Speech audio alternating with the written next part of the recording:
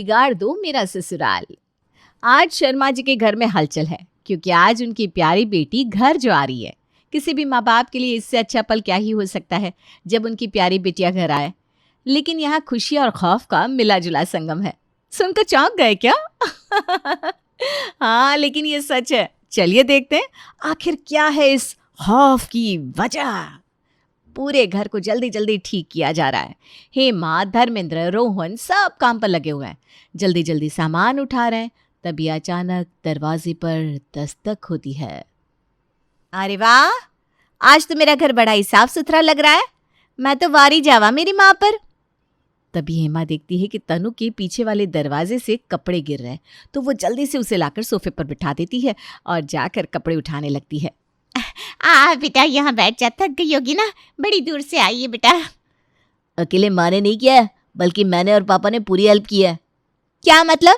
ये घर अभी साफ किया है तुम लोगों ने? हेमा रोहन को नीचे से लात मारती है। अरे ये तो पागल है बेटा, अब घर हम इतना ही तो साफ रखते हैं, इसको तो बस जुबान चलाने की आदत है। अच्छा माँ, आप बैठो, मैं किचन से पानी लाती हूँ। अरे नहीं नहीं नहीं बेटा, तुम बैठो, मैं लेकर आती हूँ। और इतना कहकर वो जल्दी से जाने लगती है। तनु भी उनके पीछे पीछे जाने लगती है। तभी देखती है कि कमरे में पापा सारा कचरा झाड़ू से पलंग के नीचे कर रहे हैं। तनु दबे पांव कमरे में आती है। ये क्या कर रहे हो पापा? कुछ भी नहीं बेटा, वो तो बस यूं ही वो कचरा हो गया था। मैं समझ गई, आप लोगों की सफाई। आप लोग कभी सुधरने वाले नहीं हो। मेरे आने की बात सुनकर जल्दी से ये सब कर रहे हैं ना आप लोग। तभी तनु पापा के हाथ से झाड़ू लेकर पलंग के नीचे झाड़ू मारती है, तो वहाँ नीचे से कोल्ड ड्रिंक के बोतल, चिप्स के खाली पाउच, खाने के प्लेट्स, मार्केट के डिस्पोजल और न जाने क्या क्या निकलता है। ये है सफाई आप लोगों की। मैं पहले ही समझ रही थी कि आप लोग और इतनी सफाई, ये कॉम्बिनेशन कुछ समझ में नहीं आया। अब हेमा और रोहन पीछे खड़े देख रहे थे। रोहन गुस्सा हो रहा है। ये पापा भी ना एक काम ठीक से नहीं करते। अरे दीदी आई थी 2-3 घंटे के लिए, चली जाती, लेकिन नहीं, पापा ने सारा काम बिगाड़ दिया। अब दीदी पूरे 2-3 दिन रुकेगी और पूरी सफाई करके जाएगी।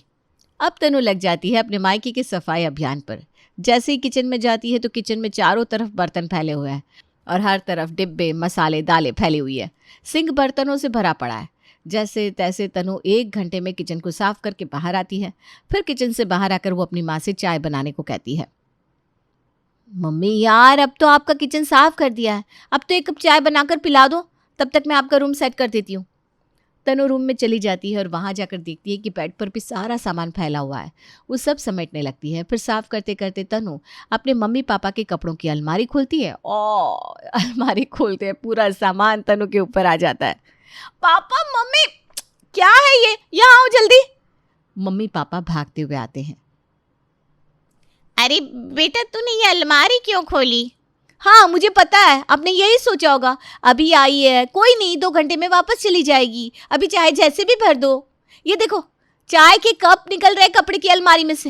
ये देखो, कंघी इसके अंदर पड़ी है। मतलब आप लोगों का जवाब नहीं है। जो चीज़ जहाँ होनी चाहिए वहाँ ना होकर बाकी पूरे घर में मिल जाएगी। पापा मम्मी एक दूसरे की शक्ल देखने लगते हैं। हाँ, शक्ल तो आप लोग यूं देख रहे हो जैसे फिल्मी हीरो हीरोइन धर्मेंद्र और हेमा आप ही तो हो। नाम तो देखिए, माशाअल्लाह, नानी और दादी ने छट कर रखे थे, फिर भी सुभान अल्लाह, ऊपर वाले ने जोड़ी भी बना दी। और फिर जोड़ी भी ऐसी कि दोनों की कुंडली में 36 के 36 गुण मिल गए। मतलब एक कामचोर तो दूसरा उसका सरदार। तभी पीछे से रोहन कहता है, मैं कौन हूँ दीदी फिर? तनु चप्पल लेकर उसके पीछे भागती है। फिर तनु अलमारी साफ करती है और तब तक मम्मी चाय भी रेडी कर देती है। आ जाओ बेटा तनु, चाय पी लो। सब बैठकर चाय पीने लगते हैं। तब रोहन भी बाहर से आ जाता है। बैठ जा तू भी और चाय पी ले।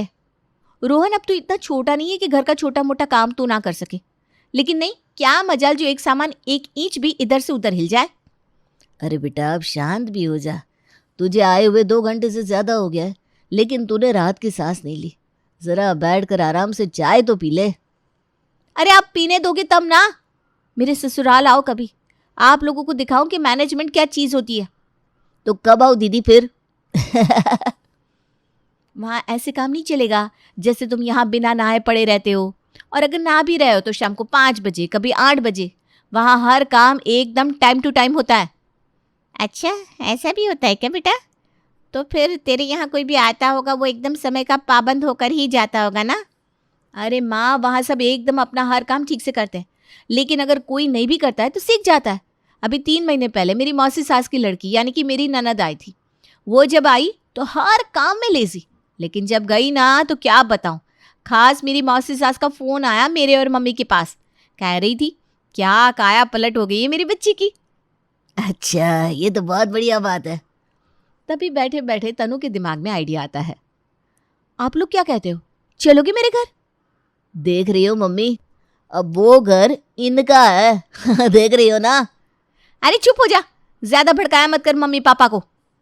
अच्छा सुनो ना मम्मी, मैं क्या कहती हूँ कि मैं जब यहाँ से जाऊँगी ना तब मैं आपको वहाँ बुला लूँगी किसी बहाने से, क्योंकि वैसे आपको भी वहाँ अच्छा नहीं लगेगा ज़्यादा दिन रुकना।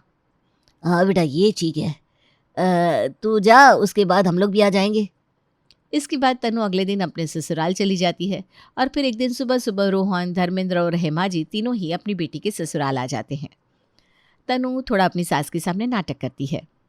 अरे मम्मी पापा आप लोग आ गए हैं, आइए आइए आइए आइए आइए समधन जी, बैठिए समधी जी। अरे बहू तूने बताया नहीं तेरे मम्मी पापा आने वाले हैं? अरे मम्मी जी मुझे कहाँ पता था, वो तो आज रोहन का फ़ोन आया कि हमारे घर के बिल्कुल पास में ही एक बिल्डिंग में कंस्ट्रक्शन चल रहा है और उससे ना पापा को बहुत एलर्जी हो रही है, जिससे पापा को बहुत खांसी भी हो रही है। तनु सास के पीछे खड़ी थी और पापा को इशारा करती है कि थोड़ा खांसने की एक्टिंग करो, लेकिन पापा तो देखते ही नहीं। तभी रोहन पापा को साइड से नोच लेता है। पापा जोर से चिल्लाते हैं, अरे क्या है ये, नोच क्यों रहा है तू मुझे? रेखा जी ये सब देखकर एकदम चौंक जाती है और अजीब तरीके से देखने लगती है। तनु सिर पर हाथ रख लेती है। हे भगवान, ये मैंने क्या आफत मोल ली, ये सब के सब मेरी इज्जत मिट्टी में मिलवा कर मानेंगे। अब जब सर दिया ओखली में तो मुसलों से क्या डरना। तनु चल लग जा अपनी ड्यूटी पर। अरे क्या सोच रही है बहू खड़ी खड़ी, जा जाकर मम्मी पापा के लिए पानी लेकर आ और लगे हाथ चाय भी बनने के लिए रख देना। जी मम्मी जी। तनु चली जाती है। इधर रेखा जी सबसे बातें करने लगती है। आप लोगों ने बड़ा ही अच्छा किया यहाँ आकर, इसी बहाने ही सही कुछ दिन साथ में तो बिताएंगे। हाँ, लेकिन बेटी के घर में इतने दिन अच्छा नहीं लगता। अरे भाभी जी आप भी क्या बीते ज़माने की बातें कर रही हो, अब कौन ये सब मानता है, बेटा बेटी सब एक बराबर है। आप यहाँ बिल्कुल बेहिचक होकर रही है और कैसे भी फिक्र करने की कोई ज़रूरत नहीं है। उधर तनु किचन में।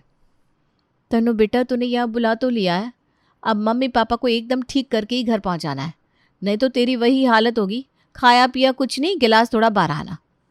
तनु सबके लिए चाय लेकर आती है और सब चाय पीते हैं। फिर उसके बाद दोपहर के खाने की तैयारी होती है।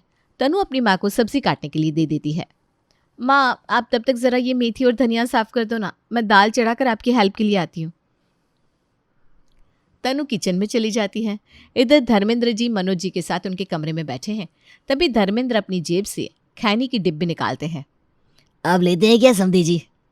हाँ खा तो मैं लेता हूँ लेकिन बड़े दिनों से खा ही नहीं है, आज स्वाद तरोताज़ा हो जाएगा। लाइए लाइए, आज समधी जी के हाथ की बनी हुई खैनी का स्वाद लेता हूँ। धर्मेंद्र चूना और तंबाकू मिलाकर बढ़िया खैनी तैयार करते हैं और मनोज को देकर खुद खाकर बाकी का बचा हुआ वहीं झड़ा देते हैं और बेडशीट से हाथ पोंछ लेते हैं। ये देखकर मनोज जी एकदम चौंक जाते हैं। ये क्या? फिर चुप हो जाते हैं, ये सोचकर कि कहीं समधी जी को बुरा ना लग जाए। तभी वहाँ रेखा जी आती है और झड़ी हुई तंबाकू देखकर गुस्सा होती है। अरे ये किसने यहाँ गंदगी कर रखी है? कुछ नहीं, अभी हमने तंबाकू खाई थी, अभी साफ़ कर देता हूँ। और वो झाड़ू लेकर साफ कर देते हैं। तभी तनु अपने किचन से बाहर निकलकर अपनी माँ के पास कटी हुई सब्जी लेने जाती है तो देखती है माँ ने पूरे सोफे पर सब्जी फैला रखी है। तनु माँ पर नाराज़ होती है और सब्जी बटोर कर किचन में ले जाती है। दोपहर का खाना बनता है और सब खाने के लिए टेबल पर आते हैं। अरे रेखा जी, खाना यहाँ क्यों खाना है इतनी ठंड में? जब अपने पास इतनी बढ़िया छत है तो फिर यहाँ इतने ठिठुरते हुए खाना क्यों खाना? चलिए आज सब छत पर खाना खाएंगे। रोहन तू छत पर जाकर दरी और चटाई बिछा कर आ जा, हम लोग खाना और सामान लेकर आ रहे हैं। अब सब छत पर बैठकर खाना खा रहे हैं। भाई वाह, आज तो मज़ा ही आ गया, पुराने दिन ताज़ा हो गए एकदम। हाँ सही कहा, ऐसा लग रहा है जैसे कहीं पिकनिक मनाने आए हो। हम लोग तो अपने यहाँ यूं ही खाते हैं। अरे मैं कोई गलत सलाह थोड़ी ना दूंगी।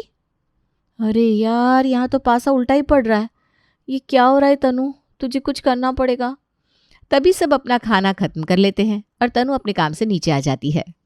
आज के आनंद का तो क्या कहना भाई। अब सब लोग यहाँ ही बर्तन खिसका दो और धूप में ही अपनी पीठ सीधी कर लो। पीठ सीधी कर लो मतलब? अरे मतलब समधी जी, थोड़ी थोड़ी देर आराम कर लो। और सब वहीं आराम करने लगते हैं और सो जाते हैं।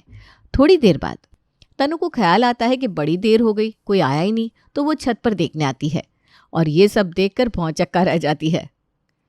बाबा रे बाबा, ये क्या है? ये सब तो यहाँ घोड़े बेचकर सो गए। थोड़ी देर बाद जब सब नीचे आते हैं और शाम होते होते तनु की ननद महक और तरुण भी ऑफिस से आ जाते हैं। अरे मम्मी जी, पापा जी, आप यहाँ अचानक? हाँ बेटा, वो कुछ कारण के चलते। अरे बढ़िया है, किसी भी बहाने से ही सही आप लोग आए तो। अरे एक नजर अपने साले पर तो डालिए जीजा जी। सब हंसने लगते हैं। तभी महक सबके लिए सलीके से चाय बनाकर लाती है और सब चाय एंजॉय करते हैं। अब सब वहीं मूवी देखने लगते हैं और चाय के कप वहीं पड़े रहते हैं। अब तब तक शाम के खाने का टाइम हो जाता है। तभी तनु किचन में जाती है और देखती है कि किचन में कहीं भी कुकर नहीं है। अब तनु सबको आवाज़ लगा रही है लेकिन कोई सुन ही नहीं रहा। तनु गुस्से में ड्राइंग रूम में आती है और देखती है सब के सब आड़े टेढ़े पड़े हुए हैं और मूवी देखने में बिजी हैं। तनु जोर से आवाज़ लगाकर पूछती है, कोई मुझे बताएगा कुकर किधर है? तभी हेमा जी बोलती है, अरे वो तो ऊपर ही पड़ा होगा। ऊपर मतलब? अरे ऊपर मतलब छत पर। दोपहर में खाना खाए थे ना, तो कुछ बर्तन तो उठा लाए, कुछ बर्तन वहीं पड़े हुए रह गए। हेमा माता जी, अब धन्य है। चरण कहाँ है आपके? अब इतनी ठंड में रात में मैं कुकर साफ करूंगी। राधा तो अपने टाइम से काम करके चली गई। तनु, ये कौन सा तरीका हुआ अपनी मम्मी से बात करने का? फिर तनु गुस्सा होकर चली जाती है और छत से कुकर उठाकर लाकर साफ करती है और सबके लिए सब्जी बनाती है। सब खाना खाते हैं और अपने अपने कमरे में सोने के लिए चले जाते हैं। अब 2-3 दिन ऐसे ही बीतते हैं।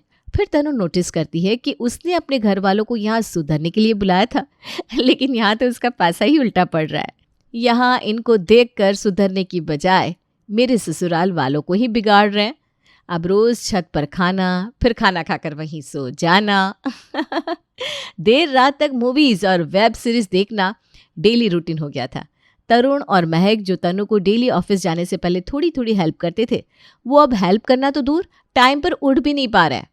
फिर एक दिन सुबह सुबह तनु जल्दी जल्दी करके सारा काम कर रही थी। वो अपने रूम में जाती है और तरुण को जगाती है, लेकिन तरुण नहीं जागता। तरुण उठ जाओ, जरा देखो तो टाइम क्या हो रहा है, ऑफिस के लिए लेट हो जाओगे, जरा मेरी हेल्प ही करा दो। अरे यार क्या है तनु, सोने दो ना। अभी आधे घंटे पहले जाकर रेडी होकर मैं चला जाऊंगा। अभी नहीं जाग सकता, बहुत लेट सोया था, मूवी बहुत लंबी थी। तनु महक के रूम में जाकर महक को जगाती है, पर महक भी नहीं जागती। दीदी जाग जाओ ना, ऑफिस के लिए लेट हो रहा है। भाभी मुझे बहुत तेज नींद आ रही है, मैंने रात में हाफ डे की मेल कर दी थी, अभी मुझे सोने दो प्लीज। ये क्या हो गया मेरे घर को? आज तक तो इन्होंने ऐसी गुस्ताखी नहीं की। अब इनकी मूवी और वेब सीरीज खत्म ही नहीं हो रहे। फिर तनु चाय लेकर सासू माँ के रूम में जाती है और गेट खटखटाती है। मम्मी जी चाय ले लो, गर्मा गर्म चाय बन गई है आपकी। रेखा जी रूम के अंदर से ही जवाब देती है। अरे बहू, अभी तो सुबह के 7:30 बजे हैं, किसने चाय पीनी इतनी सुबह? तो बिना नींद खराब करने चली आती है। तनु चौंक जाती है। हे प्रभु प्रेमानंद, ये क्या हो रहा है? क्या ये मेरा वही घर है जहाँ सब सुबह 7 बजे जाग जाते थे और आज यहाँ मेरे सिवा सब आराम फरमा रहे हैं? फिर तनु भी गुस्से में नीचे पार्क घूमने चली जाती है और सोचती है, अब देखती हूँ ये लोग कब जागते हैं। लेकिन ये क्या, देखते देखते 10 बज जाते हैं, घर में कोई भी नहीं जागता। तनु वापस घर आ जाती है। वो अपने रूम में जाकर देखती है कि तरुण तो अभी भी सोया पड़ा है। तभी तरुण के ऑफिस से कॉल आता है। Hello, oh my God, I am really sorry sir, मैं भूल गया था। नो सर, एक्चुअली मैं ना कहीं स्टक था, इसलिए लेट हो गया। बस 1 घंटे में ऑफिस पहुंच रहा हूँ सर। फोन रखते ही तरुण तनु पर चिल्लाता है, तनु, तुमने मुझे जगाया क्यों नहीं? मैं आज सोता ही रह गया, आज एक बहुत इंपॉर्टेंट मीटिंग थी। मैंने आपको कितना जगाने की कोशिश की, लेकिन अब सारी बातें छोड़ो और रेडी होकर निकलो जल्दी। फिर तरुण ऑफिस के लिए निकल जाता है। उसके बाद सब एक एक करके उठ कर आ रहे हैं, कोई 11 बजे, कोई 12 बजे। बहू चाय ला जल्दी से, कितनी देर हो गई, आज तो तूने चाय भी नहीं दी। घड़ी तो देख 12 बज रहा है। तनु चाय लेकर आती है, तब तक उसकी माँ हेमा भी पीछे से आ जाती है। क्या मम्मी, मैंने चाय नहीं दी? तू तो लाई थी, लेकिन तब नींद ही इतनी गहरी थी। कुछ भी कहो समधन जी, आपकी फिल्मों की चॉइस बहुत बढ़िया है। अरे नहीं नहीं भाभी जी, कल वाली तो मेरी चॉइस की थी। वैसे आज मैं सोच रहा हूँ आज हम लोग नीचे नहीं बल्कि छत पर बॉन फायर बनाकर टेंट लगाकर मूवी का मजा लेंगे। बाकी लैपटॉप तो है ही बच्चों के पास, क्या कहते हो भाई साहब? तनु के कानों में सारी बातें जा रही थी। बेचारी पूरे घर के बर्तन और कपड़े समेट रही थी और अकेले ही काम में लगी थी। शाम होते होते छत की पार्टी की तैयारियां शुरू हो गई। तनु थोड़े से पॉपकॉर्न भी बना लेना, बिना पॉपकॉर्न के मज़ा नहीं आएगा। मम्मी ज़रूरी है क्या पॉपकॉर्न? आप भी ना किसी काम में हेल्प नहीं कर रही है बल्कि बढ़ा रही हो। अरे बहू तू भी ना मम्मी को कुछ भी कह देती हो, हैं? अभी वो लोग वैसे भी अपने मुश्किल समय में यहाँ आए, फिर चले जाएंगे। और कल तो संडे है, किसी को ऑफिस भी नहीं जाना। ये सुनकर तनु के दिमाग में तरकीब आती है। बस अब और कर लो आज पार्टी। यही रात अंतिम, यही रात भारी, बस एक रात की अब कहानी है सारी। उस रात उन सब की पार्टी खूब चलती है।